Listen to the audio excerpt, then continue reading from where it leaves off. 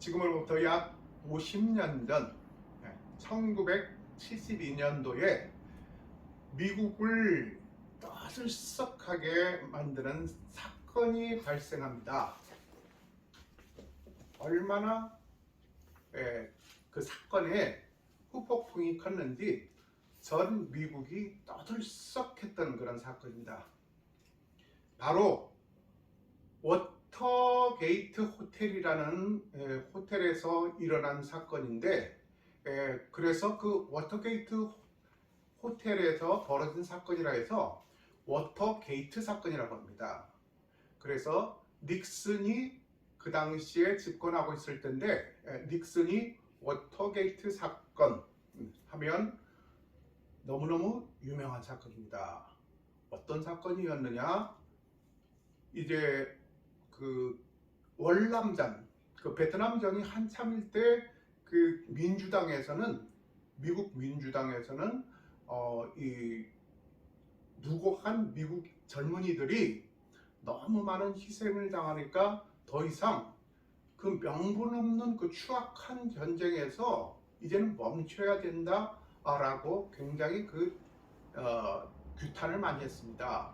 자, 그래서 그게 이제 미국 민주당과 공화당 간의 그런 그 쟁첩이 된 것이죠.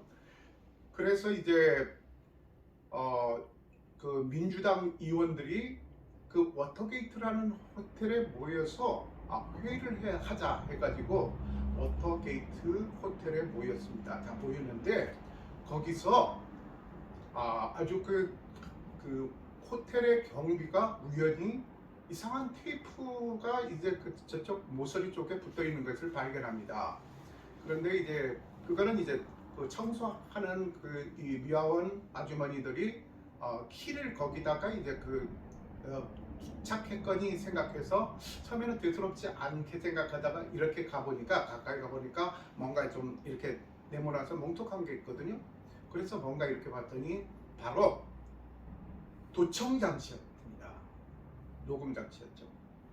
자, 그래서 이제 그 도청을 한 사람들이 누구냐 하면은 바로 그 백악관에서 닉슨 그 정부에서 그 닉슨 백악관 그 보좌관들이 그 지시하에 CIA와 그렇게 합작해서 그렇게 가서 모르게 도청을 일삼았던 것입니다. 자, 그런데 그 도청 그 사건 때문에 그게 일파만파 미국 전역으로 그 스캔들이 퍼지면서 이거는 도저히 있을 수 없는 그런 천인공노할 만행이다. 그래서 닉슨 규탄 운동을 계속 그렇게 합니다. 그래서 이제 그게 점점 이제 확대가 되고 커져가서 전 미국적인 그러한 그 규탄 결의 대회가 일어나게 되고 그 미국의 이 지금 정부에서는, 닉슨 정부에서는 우리가 한 것이 아니다, 우리는 상관이 없다, 연관이 없다라고 계속 변명하고 발뺌하고, 그거는 이제 우리하고는 전혀 상관이 없는데 누군가가 거기 갔다가 이제 다른 의도로 거기다가 설치를 했다라고 그렇게 계속 주장을 합니다. 사과 한번 하면 될 것인데, 그런데 그게 나중에 명명백백하게 계속 이제 그 백악관에서 지시한 것이 밝혀지면서 결국은 그 닉슨 대통령 주위에 있던 이 보좌들이라든가 참모들까지도 닉슨을 다 떠나버리는 그런 불상사가 생깁니다.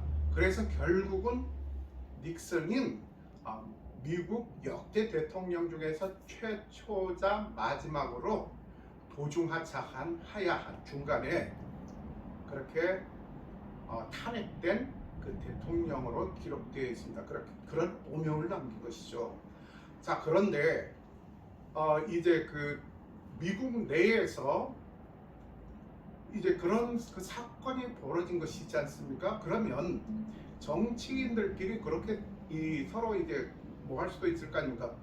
서로 주장할 때 우리가 한 것은 아니고 그거를 왜 이슈화 시키고 그리고 또 그것을 그 정치화, 쟁점, 정쟁으로 삼느냐 그렇게 하면서 맞받아치면서 뭐 그렇게 할 수도 있지 않습니까? 처음에는 물론 그랬죠.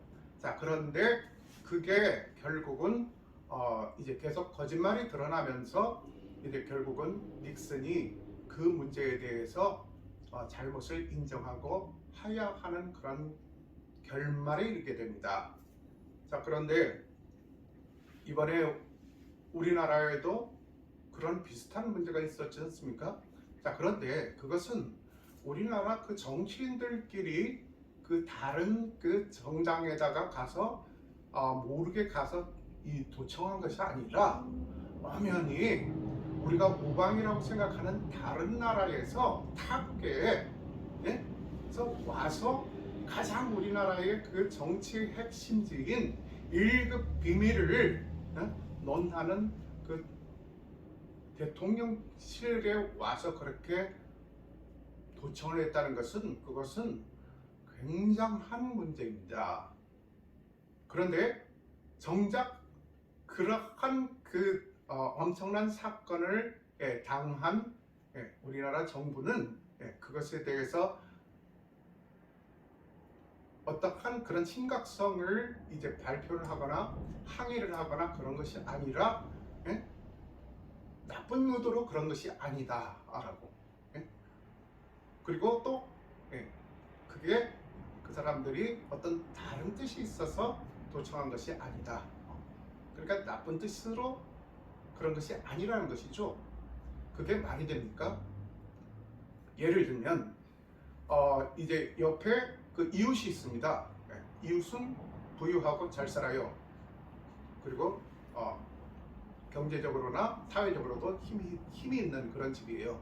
자, 그런데 그 이웃하고 굉장히 서로 친구처럼 이렇게 잘 왕래도 하고 또 옆에 조폭 같은 사람들이 살고 있는데 괴롭힐 때마다 이제 그 잘 사는 그 이웃이 와서 도와주고 협조해주고 그렇게 하는데 그러면 이웃이 굉장히 우리한테 고마운 이웃이구나 라고 그렇게 신뢰를 하고 있었지 않습니까? 그런데 어느 날 보니까 그렇게 믿었던 이웃이 친했던 이웃이 모르게 우리 집에 와서 들어와서 안방에 와서 안방에 있는 이런 모든 것을 이렇게 촬영을 한다든가 도청을 또 한다든가 녹음을 한다든가 엿듣는다든가 아니면 쉽게 말해서 그 가족들이 아내나 아니면 딸이 그럼 샤워를 하고 있는데 그 장면을 몰카를 촬영한다든가 그런데 이제 그러면 그게 나중에 발각이 돼서 경찰서에서 왔어요. 그러면 경찰서에서 조사를 하는데 가장이라는 사람이 가서 저 사람은 우리하고 친한 사람이기 때문에 나쁜 의도로 그렇게 한 것이 아니다. 우리 피해 입은 게 없다 라고 주장을 하고 본인 가족이 아내가 그리고 딸들이 그런 불법 촬영을 당했는데 도찰을 당했는데도 가서 오히려 그쪽 입장을 지도하는 거예요. 오히려 당사자는 미안해하고 그것에 대해서 문제에 대해서 시인을 하고 그것에 대해서 용서를 구하려고 하는데 이렇게 보니까 저쪽 집안은 엉뚱하게 의외로 가장이라는 사람이 오히려 자기 입장을 대변해주고 있어요. 그럼 얼마나 어이가 없겠습니까? 그럼 그걸 조사하는 경찰들은 그 피해 가정을 어떻게 생각하겠습니까? 그런데 이제 그것보다도 더 중요한 것은 그것보다 더 우리가 이제 눈여겨봐야 될 것은 무엇이냐면은 이제 100년 전 일을 가지고서 우리가 이제 그 문제를 가지고 무릎을 꿇게 한다는 것은 용납할 수가 없다라고 했을 때 주어가 빠졌니 어쩌니 그렇게 할 때 이제 미국에서 기자가 그거를 이제 보도를 했지 않습니까? 자, 그런데 거기서 이제 주어가 일본이 빠진 것이다 라고 했을 때 그건 구차한 변명이다라고 그렇게 했을 때 명명백백하게 그 내용, 기사 내용을 공개를 하고 이것은 주어가 뭐 당사자이다 라고 그렇게 주장했을 때 이 기자의 개인 그 SNS를 통해서 어떤 그런 욕설이 이제 그 거기에 퍼부었느냐면은 한국 사람들이 너 부모가 빨갱이지, 너 부모가 빨갱이 새끼들이지, 그러니까 그렇지. 그리고 이제 그 기자가 한국계인 것 같아요. 부모가 한국에서 이제 태어난 그런 이민 2세였던 것이죠. 그런데 또 어떤 사람은 너 같은 거는 길 가다가 자동차에 치여서 죽어버려라 라는 그런 입에 담을 수 없는 그러한 욕설을 퍼부었다는 것입니다. 그런데 그게 국내에서만 이렇게 벌어진 일 같으면 국내에서 끝나는데 그게 엄연히 이제 미국 이민자이지 않습니까? 그래서 미국은 속인주의가 아니라 속지주의이기 때문에 거기서 태어났으면 거기 시민권을 가지고 있었을 것이고 한국계라는 것 뿐이지 그럼 미국 사람이라는 것이죠. 그런데 그것이 미국 사회에서 굉장히 그게 이제 큰 문제가 되어버렸다는 것입니다. 참 창피한 일이죠. 자, 그런데 그것은 이제 차치하고라도 저는 이번에 거기서 대통령이 의회 연설을 하는 것을 보고 굉장히 깜짝 놀랐습니다. 와, 저런 면이 있는가 해가지고 영어로 연설을 하는데 44분 동안 아주 유창하게 영어로 연설을 합니다. 물론 그 중에 문법적으로 좀 어색한 부분들도 있었고 좀 맞지 않는 표현도 있었지만 그래도 이제 자기 의사를 영어로 전달하는 데는 큰 어려움이 없겠습니다. 자, 그런데 제가 놀란 것은 무엇이냐면은 이제 한 번도 그 원고를 보고서 그렇게 얘기를 하지 않다는 거예요. 연설을 하지 않았다는 것입니다. 그러니까 44분 동안 연설하는 그 내용을 통째로 다 영어로만 얘기를 보지도 않고 그런데 정작 우리말로 연설을 할 때는 원고를 보고 이렇게 떠듬떠듬 이제 낭독하듯이 그렇게 가는데 이제 그 의회에 가서는 미국 의회에 가서는 영어로 그렇게 그러면 과연 한국말보다도 영어가 그렇게 더 편하고 더 영어에 능숙한 분인가 그 생각이 들었습니다. 그런데 그거는 아니죠. 왜냐? 하버드 대학에 가서 이제 학생들하고 질의응답할 때 그럴 때는 하나하나 다 통역을 해줘야 됐다는 것입니다. 그리고 이제 거기서 이제 이동할 때마다 그 통역관이 이렇게 따라다니지 않습니까? 자, 그래서 그것은 무엇입니까? 그만큼 그 어떤 것에 최상의 가치를 두느냐, 최고의 가치를 두느냐, 그 최고의 가치에 있어서는 거기에 올인을 했습니다. 그러니까 그러한 그 치열함, 그러한 집요함, 그렇게 열심히 그 44분 동안 그 영어로 그냥 능숙하게 그렇게 이제 표현을 할 정도면 얼마나 시간을 들이고 공을 들여서 연습을 했다는 것입니까? 그런데 지금 아시다시피 국정 현안들은 막 넘쳐나고 이제 나라는 엉망인데 전혀 거기에는 관심이 없고 그러니까 오로지 내가 지금 의회에 가서 미국 의회에 가서 영어로 유창하는 것을 한번 갖다 과시를 해봐야 되겠다 그것 아닙니까? 자, 그래서 저는 거기서 굉장히 많은 걸 느꼈는데 야, 그렇지. 굉장히 많은 걸 이제 배웠어요. 어떤 걸 배우느냐면은 나도 이제 최상의 가치로 여기는 것, 최고의 가치로 여기는 것에 저만큼 열정적으로, 정열적으로 내 모든 것을 올인해서 저렇게 내가 시간을 투자하고 내 정열을 바쳐서 거기에 올인할 수가 있을까? 라고 그런 반문이 생겼다는 것입니다. 자, 그래서 그런 생각이 들었습니다. 신앙생활도 그렇게 치열하게 열정적으로 해야 되겠구나. 하나님을 믿는 것도 대충 그렇게 믿는 것이 아니라 정말로 치열하고 정말 열정적으로 내 모든 것을 불사르고라도 신앙생활을 해야 되겠구나. 사랑도 치열하게 그리고 열정적으로 해야 되겠구나. 이웃사랑, 주님께서 우리에게 명령하신 이웃사랑도 정말로 내 몸과 같이 사랑하라고 했는데 정말 그것은 이제 내가 아는 것 따로 정말 실행 따로 지금까지 그렇게 해오지 않았나? 그렇게 반성하는 계기가 됐다는 것입니다.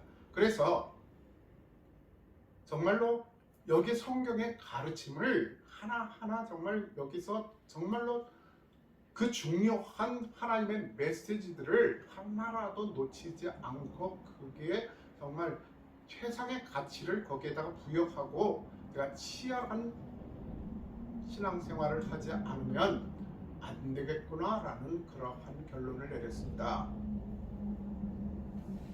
자, 그래서 지금 우리나라가 굉장히 지금 어렵고 어수선한 상태입니다.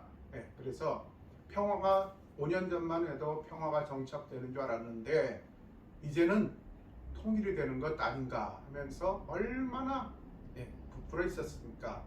자, 그런데 그게 다 물거품이 되버리고 이제는 정반대의 상황으로 언제 일촉즉발의 상황으로 언제 우리 한반도에서 전쟁이 나서 정말 상상할 수 없는 그러한 피해를 입게 될지 모르는 그러한 상황에 처해 있습니다. 여러분들 아시다시피 우리나라 대한민국이 그렇게 이제 주님의 은혜로 주님의 피로 이렇게 세워진 국가입니다. 그리고 또 제가 누누이 말씀드렸듯이 선교사님들이 와서 그리고 복음의 씨앗을 뿌려서 그렇게 3.1운동을 통해서 그렇게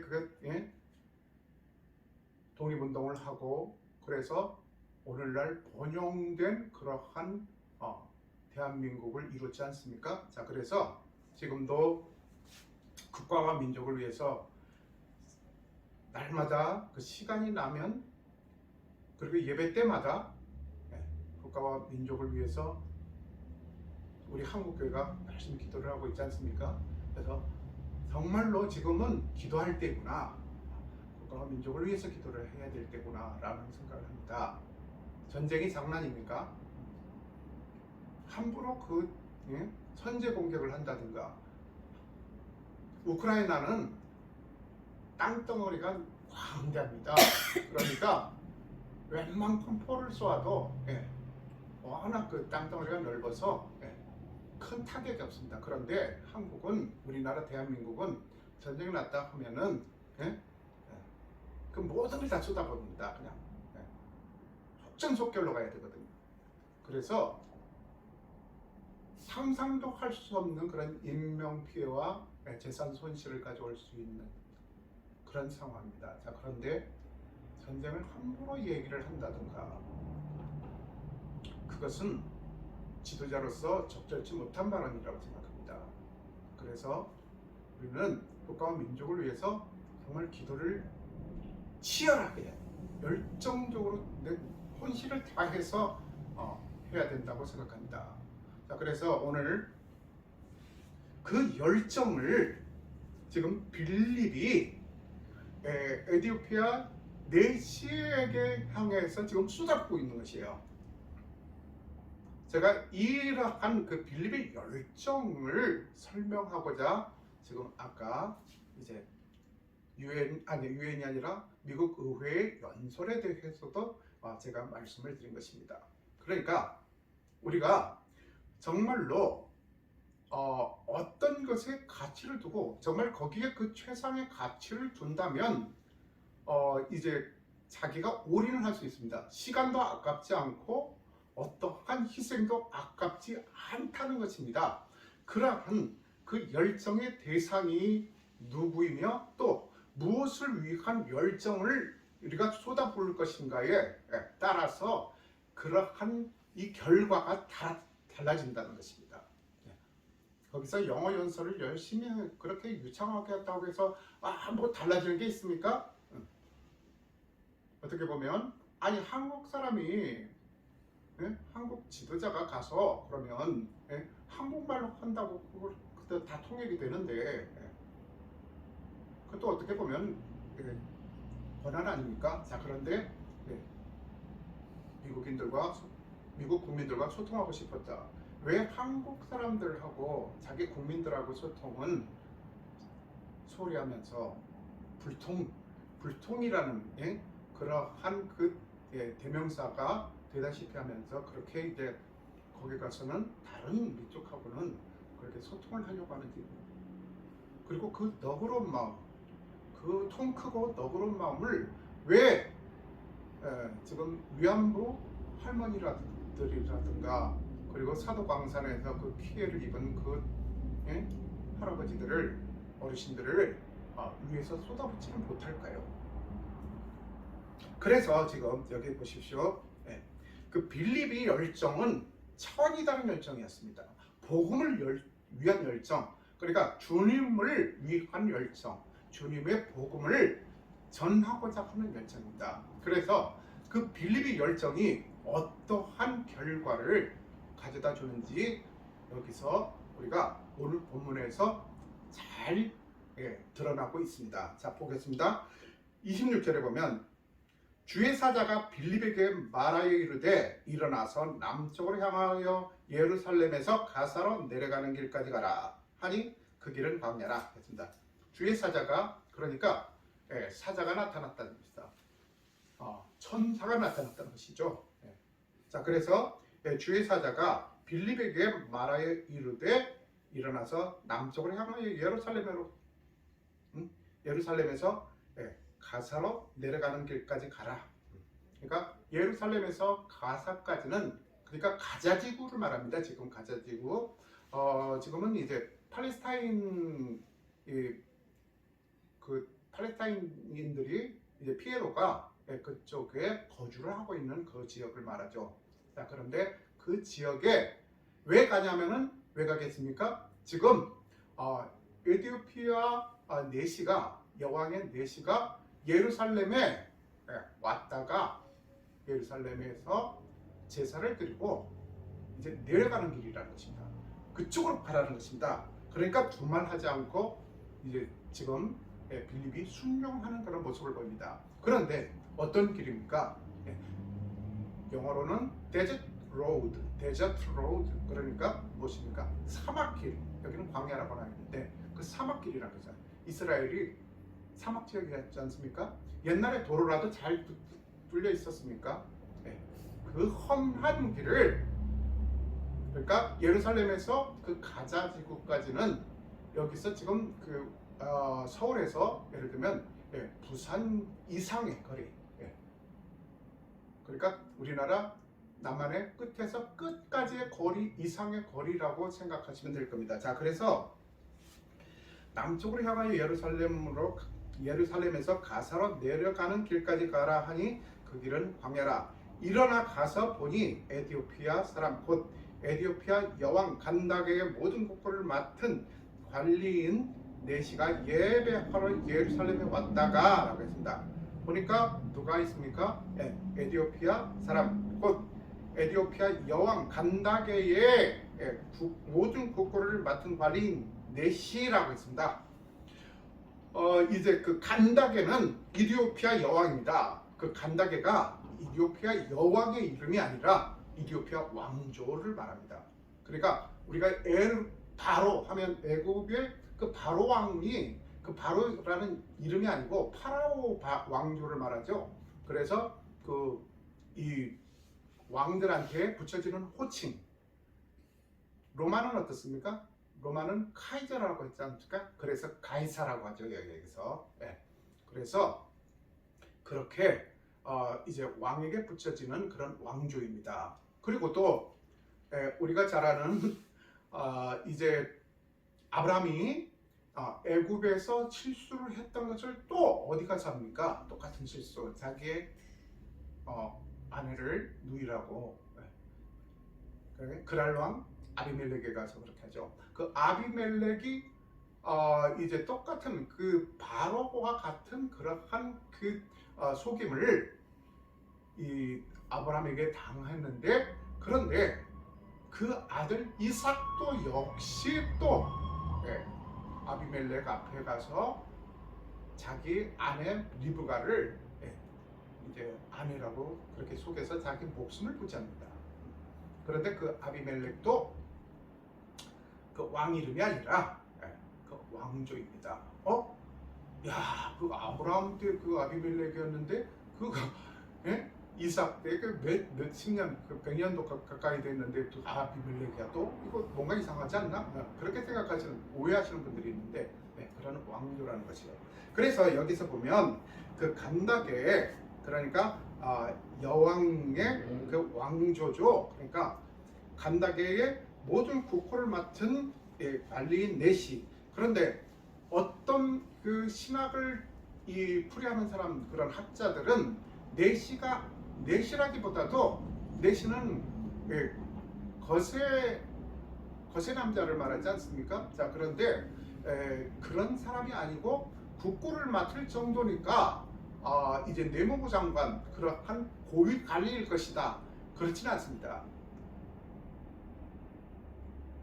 이제 영어로 유노크라고 하는데, 그러니까 그것은 내시, 또 두 번째로는 거세자, 그렇게 나옵니다. 황관. 그래서 여기서 그 국고를 맡은 관리인이라고 했는데, 여기서 여왕 간다게 모든 국고라고 했으니까, 국고라고 했으니까 재무부 장관쯤 되는구나 했는데, 여기서는 국고가 아니라 사고를 말해요. 그러니까 그 간다게의 이런 그 갖고 있는 재산을 관리하는 사람이에요. 그러니까 얼마나 이 여왕하고 가까이 있는 사람이겠습니까? 자, 그런데 아무래도 여자가 왕이다 보니까, 여왕이다 보니까, 그렇게 이제 그 어떤 관리 중에 한 사람이 그렇게 하게 되면 그 어떤 그 야욕을, 정치적인 야욕을 갖지 않겠습니까? 그래서 여기서 내시를 이렇게 그 국고가 아니라 그 개인의 그런 이 재산을 관리를 하게끔 했을 것이다 라고 하는 게 이제 설득력이 있는 것이죠. 자, 그런데 이디오피아가 그렇게 가난한 나라가 무슨 그 여왕이 국고 관리하는 사람이 따로 있을 정도로 그렇게 권세가 있고 또 그럴까 생각할지 모르겠는데, 이디오피아가 옛날에는 아주 강대국이었습니다.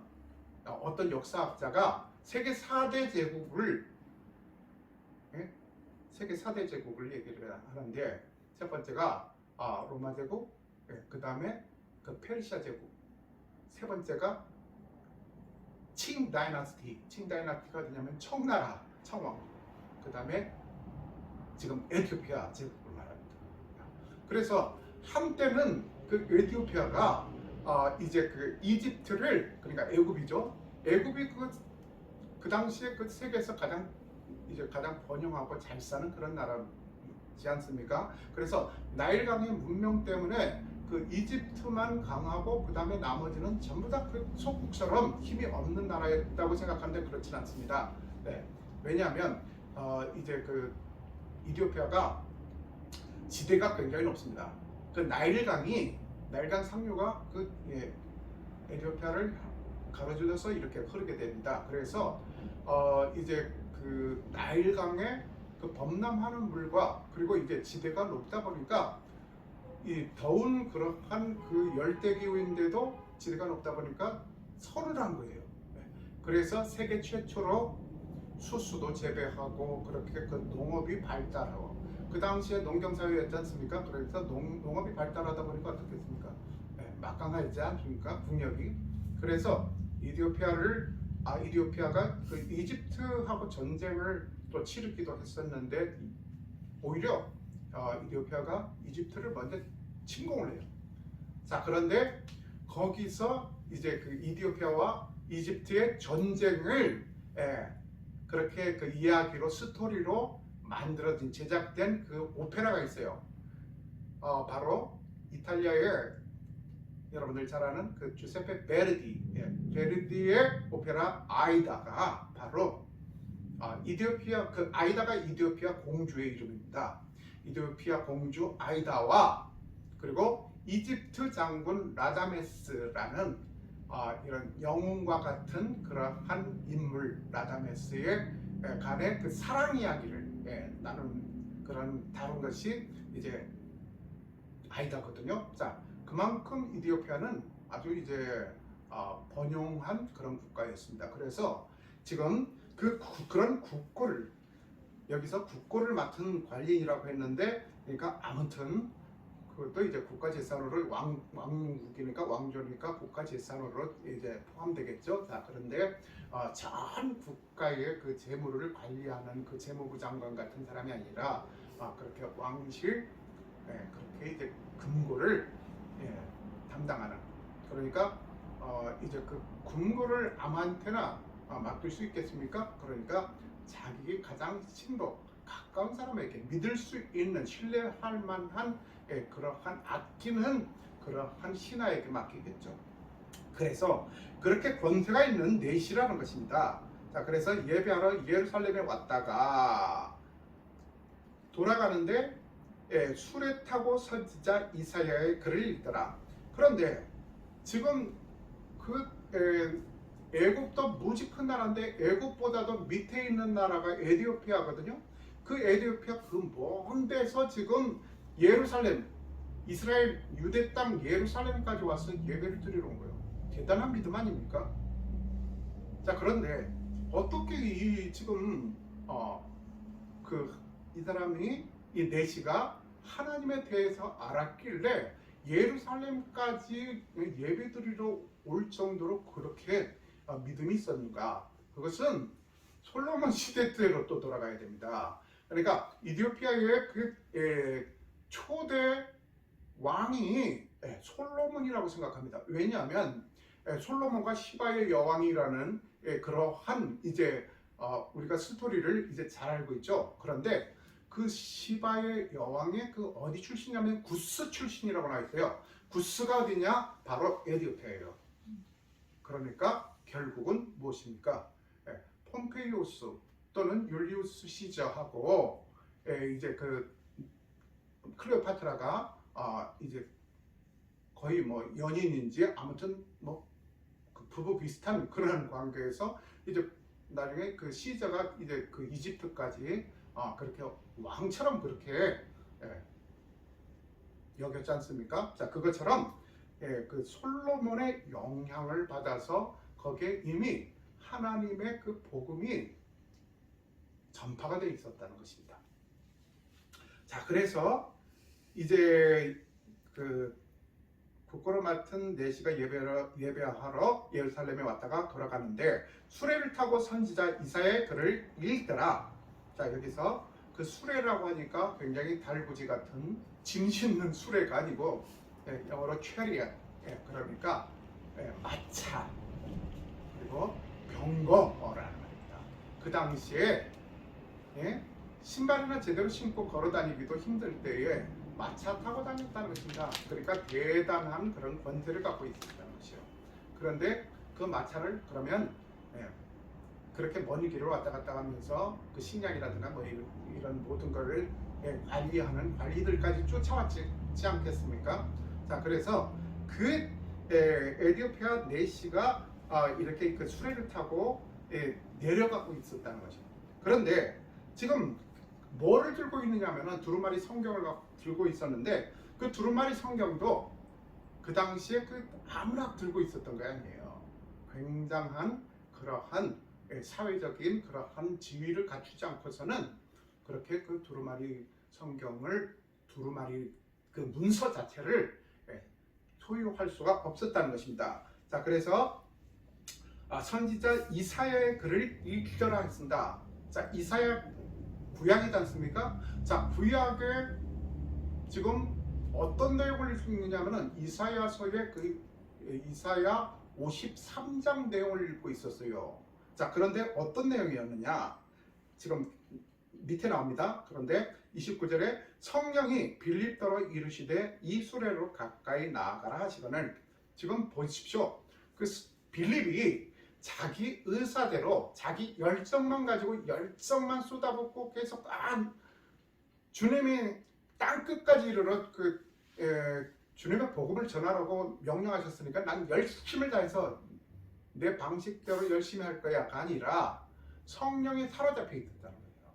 성령님께서 거기 지금 이 가이사랴 쪽에 있는데 예루살렘을 통해서 빨리 그 가사로 가라 하니까 순종해서 그 성령님의 지시를 따라서 갔다는 것입니다. 그리고 또 여기서도 그렇습니다. 그냥 우리가 그 전도를 할 때에 내 상식 가지고 그리고 내 방식 가지고 그리고 또 내 개인적인 그러한 캐릭터를 가지고서 또 장점을 내가 갖고 있는 탤런트나 장점을 가지고 사람들한테 어필해야 되겠다 해서 어필하는 것이 아니라, 그러니까 우리가 먼저 그 성령님이 그런 그 움직임, 나를 움직이시는 대로 거기 따라가기만 하면 된다는 것이에요. 그러면 성령님께서 말주변 없는 나를 통해서 그렇게 이제 성령님께서 또 복음을 또 전하신다는 것입니다. 자, 그래서 30절에 빌립이 달려가서 선지자 이사야의 글을 읽는 것을 듣고 말하되 읽는 것을 깨닫느냐 라고, 그게 무슨 말인지 알겠느냐 라고. 그러니까 대답하되 지도해주는 사람이 없으니 참 답답하다. 어찌 깨달을 수 있겠느냐 하고 빌립을 청하여 수레에 올라 같이 앉으라 하니. 자, 그러니까 마부가 있었겠죠. 마부가 따로 있고, 그러니까 대신은 그 마차 안에 날려 덮고, 그러니까 안에 앉아서 이렇게 성경을 보고 있는데, 성경을 읽기만 하면 성경을 열심히 내가 성경 몇 독했거든, 성경 내가 60독 했거든, 막 그런 사람들, 자랑하는 사람들 맹목적으로 막 읽으면 뭡니까? 거기에 있는 무슨 내용인지, 그 진정한 의미가 무엇인지, 하나님께서 무엇을 요구하고 또 하나님께서 우리에게 전하시고자 하는 것이 무엇인지를 정확히 알 수 있어야죠. 자, 그래서 그러한 것을 지금 그러한 간절함, 갈급함이 이디오피아에서 그 예루살렘까지 그렇게 왔다 갔다 할 정도로 그렇게 열정적인 갈급한 영혼인 이 네시에게 지금 하나님께서 역사하셔서 지금 빌립이라는 전도자를, 선교사를 이렇게 보냈죠. 그리고 지난번 말씀드렸듯이 빌립은 헬라계 유대인입니다. 그래서 헬라어에 아주 능통했던 사람입니다. 그러니까 신약이 뭐로 되어 있습니까? 헬라어로 되어 있지 않습니까? 그러니까 그 신약에 대해서 지금 헬라어로 의사소통할 수도 있었겠죠. 헬라어가 그 당시에 또 국제공용어였지 않습니까? 우리가 지금 영어로 의사소통하는 것처럼. 자, 그래서 그렇게 그 소통하는데 전혀 지장이 없었다는 것입니다. 이렇게 우리는 갈급한 사람들과 그리고 또 소외받는 사람들과 소통을 해야죠. 엉뚱한 데 가서 엉뚱한 그런 민족들하고 그렇게 나는 그 사람들과 소통하려고 그랬다. 그것도 중요하죠. 소통하면 좋죠. 어디를 가나 저 사람은 뭔가 이렇게 통하는 사람이다. 좋죠. 그런데 정작 소통해야 될 그런 대상들은 그냥 다 싸그리 그냥 접어두고 밖에 나가서 그렇게 소통하려고. 자, 그래서 여기서 32절에 보면 읽는 성경 구절은 이것이니 일러스되 그가 도살자에게로 가는 양과 같이 끌려갔고 털 깎는 자 앞에 있는 어린 양이 조용함과 같이 그의 입을 열지 아니하였도다 했습니다. 자, 그러니까 이게 누구를 말합니까? 예수 그리스도를 말하지 않습니까? 예수 그리스도가 도살장에 끌려가는 어린 양같이, 그리고 또 영어로도 유창하게 설명할 수도 있었을 것이고, 연설을 할 수도, 예수님이 영어를 못하셨겠습니까? 헬라어로도 하실 수 있었을 것이고, 아람어로도 하셨을 수도 있을 것이고, 유대어로 하셨을 수도 있었겠죠, 마음만 먹으면. 자, 그런데 굳이 그렇게 막 변명을 안 했다는 것입니다. 항변을 안 했다는 것입니다. 입을 열지 않았습니다. 그래서 33절에 그가 굴욕을 당했을 때 공정한 재판도 받지 못하였으니, 공정한 재판을 받을 수가 없죠. 받았을 리가 없죠. 본디오 빌라도나 대제사장 가야바나 안나스나 헤롯이나 공정했겠습니까? 예수님에 대해서 어떻게 하면 처단을 할까? 그 궁금함이 있겠죠. 가서 뭐 증거를 그냥 막 갖다가 막 만들어놔. 자, 그래서 그가 굴욕을 당했을 때 공정한 재판도 받지 못하였으니 누가 그의 세대를 말하리요. 그의 생명이 땅에서 빼앗기미로다 하였거늘. 그러니까 땅에서 그의 생명이 빼앗겼다. 그러니까 무엇입니까? 예수님께서 그 생명을 어떻게 보면 이 본디오 빌라도 그리고 이제 그 유대인들에 의해서 빼앗긴 것 같은 그러한 그 형식이 되었지 않습니까? 그런데 그것은 엄연히 주님의 그런 계획이 이루어진 것이죠. 자, 그래서 그 내용상으로 봤을 때는 빼앗긴 것이 되는 것입니다. 자, 그래서 그 내시가 빌립에게 말하되 청가대 내가 물론이 선지자가 이 말한 것이 누구를 가리키느냐, 자기를 가리키느냐, 타인을 가리키느냐라는 것입니다. 이게 그러면 누구에 관한 내용이냐라는 것이에요. 구약만 봤을 때 그게 누군지 모르는 거예요. 그러니까 이사야서가 구약서이지 않습니까? 그래서 그 대선지서인 이사야를 열심히 읽고 있는데 이게 그 신약에 이루어진, 예수님은 이제 그 신약을 이루신 분은 아니시겠습니까? 구약도 물론. 그러니까 결국은 무엇입니까? 이 선지서도 그렇고 역사서든 하여튼 그 구약의 모든 내용들, 어떤 사람들은 그렇습니다. 뭐 신약 시대에 왜 구약을 공부를 하고 왜 구약을 우리가 이제 논해야 됩니까? 그렇게 이제 전해야 됩니까? 그렇게 주장하는 사람들이 있다. 그건 잘못된 것입니다. 그 구약의 그 내용들이, 모든 내용들이 결국은 예수님께서 오실 것, 그러니까 예수님이 메시아로 이제 오실 것이라는 그런 약속이라는 것이에요. 그리고 또 예수님께서 그 구약을 이루셔서 이제 또 약속하신 부분이 신약이지 않습니까? 자, 그래서 지금 이 구약 시대에 이렇게 기록된 그 지금 이사야서를 봤을 때 이 지금 이 인물이 주인공이 누구냐? 이 사람, 이 선지자 본인을 말하는 거냐 아니면 타인을 가리키는 거냐 헷갈리는 거예요. 자, 그래서 이제 빌립이 입을 열어 이 글에서 시작하여 예수를 가르쳐 복음을 전하니, 그러니까 결국은 이제 그게 지금 장차 오실 메시아인 예수 그리스도에 관한 그러한 이사야의 예언이다. 그러니까 그 하나님을 통한 그런 예언을 이렇게 그 묘사한 그런 내용이다라고. 그리고 또 그 주님께서 오셔서 탄생하셨고, 그리고 또 그 부활하셨고, 그리고 또 그 영생을, 부활과 영생을, 주님의 고난을 통해서 우리에게 그 부활과 그리고 또 영생의 그러한 선물을 우리들에게 선물을 해주신 그 내용에 대해서 지금 여기에 그 예수님에 대해서 그 설명했다라고 짧게 나와서 그렇지, 그 내용을 자세하게 예수 그리스도에 대해서 아주 자세하게 그렇게 복음을 전했다는 것입니다. 자, 그래서 그렇게 복음을 전하니 36절에 길 가다가 물 있는 곳에 이르러 그 내시가 말하되 보라 물이 있으니 내가 세례를 받으면 무슨 거리낌이 있겠느냐 라고 했습니다. 자, 그러냐고.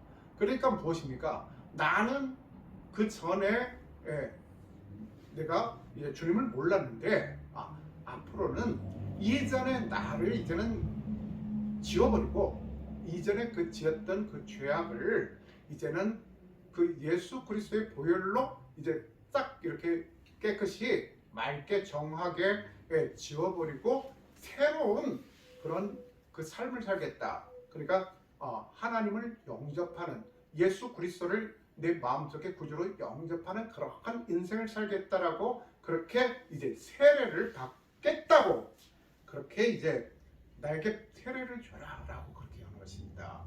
얼마나 놀라운 일입니까? 자, 그래서 이에 명하여 수레를 멈추고 빌립과 내시가 둘 다 물에 내려가 빌립이 세례를 베풀고 둘이 물에서 올라올 때 주의 영이 빌립을 이끌어 간지라.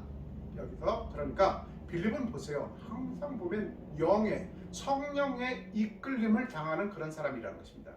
그러니까 그런 어마어마한 일을 했죠.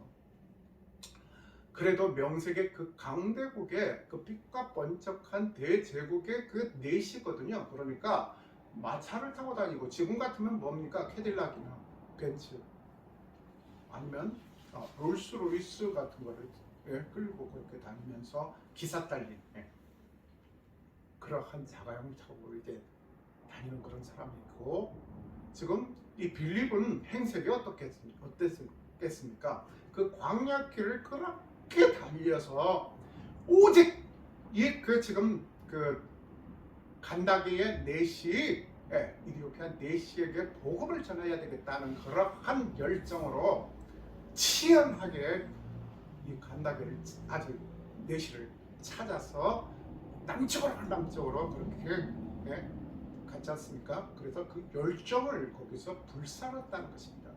그런 빌립은 그 열정이 어디서 나왔느냐? 바로 그 성령님의 인도하심, 성령에 이끌려서 그러한 열정을 불살랐고 그러한 어마어마한 주님의 그 사역을 감당했다는 것입니다. 그래서 39절 다시 보면 둘이 물에서 올라올 때 주의 영이 빌립을 이끌어간지라. 내시는 기쁘게 갔다는 것입니다. 왜 그렇습니까? 내가 이제는 구원을 받았구나. 그 전에는 그리고 또 말씀에 대해서 이해도 못하고 그렇게 했는데 이제 그 빌립이라는 그 선교사를 통해서 내가 복음이 진정한 복음이 올바르게 내 안에 들어오니까 내가 이제는 너무 기쁜 거예요. 새 사람이 된 거예요. 그러한 복음에 대한 기쁨, 희락 그걸 가지고서 기쁘게 길을 가므로 그를 다시 보지 못하니라. 그러니까 어떻게 했습니까? 결국은 이디오피아가 아프리카 국가 중에서 유일하게 기독교를 국교로 삼았던 나라입니다. 그 후에 이 정치인들 어디를 가나 정치인들이 문제입니다. 그 정치가 그냥 막 뒤죽박죽 그렇게 하면서 이디오피아 하면 내전이 막 떠오르고 그리고 또 이제 소말리아나 이디오피아처럼 그렇게 내전으로 시달리다 보니까 지지리도 못 살고 최빈국 그렇게 우리가 알고 있지만 그러나 이디오피아는 6.25 한국전쟁 때 그 파병을 한 나라입니다. 한국으로. 그래서 셀리시의 그 황제가 파병을 하면서 병사들에게 뭐라고 얘기했느냐면 반드시 승리하고 들어라. 승리하지 못하면 거기서 돌아오지 말아라. 이디오피아하고 한국하고 무슨 어떤 그런 연관이 있습니까? 그런데 이디오피아가 이탈리아에게 식민 지배를 받았던 나라입니다. 그러니까 그 그렇게 이제 그 식민지하에서 예, 그렇게 고생했던 그런 그 기억들을 갖고 있었습니다. 그래서 지금 독립되자마자 다시 분단돼서 그렇게 이제 전쟁이 일어난 것에 대해서 굉장히 그 가슴 아프게 생각했죠, 황제가. 그래서 가서 싸우고 열심히 싸우고 이기지 못하면 돌아오지 말 정도로 그렇게 정신 차리고 싸워요. 이디오피아 군인들이 아주 용감하게 싸웁니다. 자, 그래서 여담으로 말씀드리면 우리가 이제 언제적 그 이해를 가지고 아직까지 징징대면서 부지런하게 그거를 사과를 받아내려고 하냐. 그냥 통 크게 그냥 이해를 해라. 그런데 이탈리아가 이디오피아를 식민 지배했던 것을 철저하게 사죄하고 그게 보상을 했어요. 영국도 이집트 같은데 그 나라를 이제 영국, 이집트와 그리고 이제 인도라든가 버마 이런 데를 식민 지배했지 않습니까? 거기에 대해서 사죄를 했대요. 보상할 수 있는 범위에서 최대한 보상하겠다는 통화죠. 독일도 탄자니아 같은 나라 같은데 식민 지배했던 것에 대해서 벨기에도 사죄를 했고, 프랑스도 모로코, 튀니지, 리비아, 세네갈 이런데 코트디부아르 이런데 식민 지배를 했던 것에 대해서 철저하게 사죄를 했습니다. 그리고 경제적으로 보상해 줬어요. 이렇게 진정한 사과를 하면, 사죄를 하면 그걸로 끝납니다. 그걸 국민들이 그걸 모르나요? 그런데 계속 조롱하는 것도 아니고 사죄하는 것도 아니고, 분명히 앞에서는 그러면 사죄한다고 해놓고 가서 뒤에 또 뒤통수 치고 독도 문제로 독도는 우리 땅 해가지고 일본 땅인데 한국이 불법 점유한 거 있다. 그렇게. 자, 아무튼 이렇게 둘이 물에서 올라왔을, 그러니까 세례를 이제 주는 사람도 그렇고 받는 사람도 그렇고 이렇게 우리 세례를 성례식 때 이런 분위기가 좀 됐으면 좋겠어요. 세례를 이렇게 그 안수해서 주는 사람도 참 감사하고 가슴 벅찬 기쁨으로 주고, 받는 사람도 이게 어떤 그냥 이제 그 교회 나온 지도 1년도 넘었고 2년도 넘고 그러니까 세례는 받아야지 해서 그냥 받는 것이 아니라 정말 이런 기쁨으로 이렇게 받아야 돼요. 내 자신이 이제 내 인생이 이제는 완전히 세례 받기 전과 세례 받은 후가 완전히 달라져야 되지 않겠습니까? 자, 그래서 그러므로 그를 다시 보지 못하니라. 그래서 이 복음을 가지고서 그 기쁜 마음으로, 그리고 이제 간담의 가장 측근에 있는 그런 정치적인 역량을 가진 사람이 이런 기쁨을 가지고서 이제는 구원을 받았다 하면서 갔으니, 이걸 그 국민들에게 또 얼마나 그 영향력을 미쳤겠습니까? 이런 선한 영향력을 우리가 미쳐야 된다는 것입니다. 아까 말씀드렸듯이 그 복음이라는 것이 우리 마음대로 그렇게 이제 전하고자 해서 전하는 것이 아니라 성령님에 이끌려야 되고, 그리고 또 열정이 있어야 되고 치열함이 있어야 된다는 것입니다. 우리가 누구에게 잘 보이고자, 그리고 또 사람들에게 인정받고자, 저 사람 영어 잘해, 저 사람 영어 멋있어, 저 우리에서도 가서 연설하고, 그게 아니라 그런 열정이 아니라 정말로 이렇게 한 생명을 살리고 다른 영혼, 죽어가는 영혼들을 살려서 정말 기쁘게 갔다고 했지 않습니까? 그 기쁨을 그들에게, 죽어가는 영혼들에게 나눠주고, 우리나라 여러분들 정말로 이런 얘기를 하면은 굉장히 가슴 아픈 일이고 또 하고 싶지 않은 얘기지만 듣고 싶지도 않고, 자살률이 우리나라가 정말 OECD 국가 중에서 1위지 않습니까? 매년새 그거를 그 기록이 안 깨지고 있어요. 그래서 그 절망 가운데 있는 사람들에게 그렇게 기쁨과 희망을 줄 수 있는 그런 사람이 되어야 되겠지 않겠습니까? 자, 그래서 40절에 보면 빌립은 아소도에 나타나 여러 성을 지나다니며 복음을 전하고 가이사랴에 이르니라 했습니다. 그래서 그 지금 가사에서 아소도까지는 아쉬도시라는 도시예요. 곳이에요. 원래는 원어로는 그 아쉬도시 그 가사에서 32km 정도 떨어진 곳입니다. 자, 그곳에 가서 또 열심히 복음을 전하고 나중에 그 20년 후에 지금 이 사도행전 이 중반으로 가다 보면 빌립이 또 가이사랴에서 또 네 딸과 행복하게 잘 살고 있는 것이 또 나타납니다. 여기는. 자, 그래서 이렇게 그 빌립이 갖고 있는 그 열정과 그런 성경의 그 말씀에 대한 복음에 대한 그러한 그리고 전도에 대한 그런 집요함 그리고 열정 되면 되고 말면 말고 그리고 또 하다가 조금 어려우면 이건 뭐 힘들어서 그리고 또 어려운 그러한 장애가 생길 때는 이거 막는 거 보니까 주님께서 막는 것 같아. 하나님을 정말로 감사한 일에 가서는 하나님을 갖다가 이렇게 드러내지 않으면서 하나님을 생각하지 않으면서 꼭 이렇게 부정적일 때는 이거 막히는 거 보니까 주님 뜻이 아닌가. 그런데 그 복음을 전하는데 그리고 또 주님의 일을 하는데 주님의 사역을 하는데 그게 열정을 갖는데 그게 하나님 뜻이 아닐 수가 있겠습니까?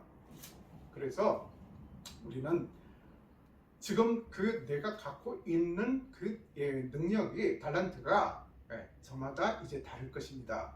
그것을 가지고서 내가 이제 복음을 전하는데 어떻게 활용을 할 것인가, 주님의 영광을 드러내는데 어떻게 활용을 할 것인가, 그리고 열정을 지금 내가 그 세상적인 것에 허탄한데 열정을 불살하고 있는지 아니면 정말로 내가 입으로는 주여 주여 하면서 정말 주님의 영광을 위해서 그러한 그 불붙는 열정을 내가 불살하고 있는지 그것을 한번 되돌아보고 지금 이 빌립과 같이 이러한 그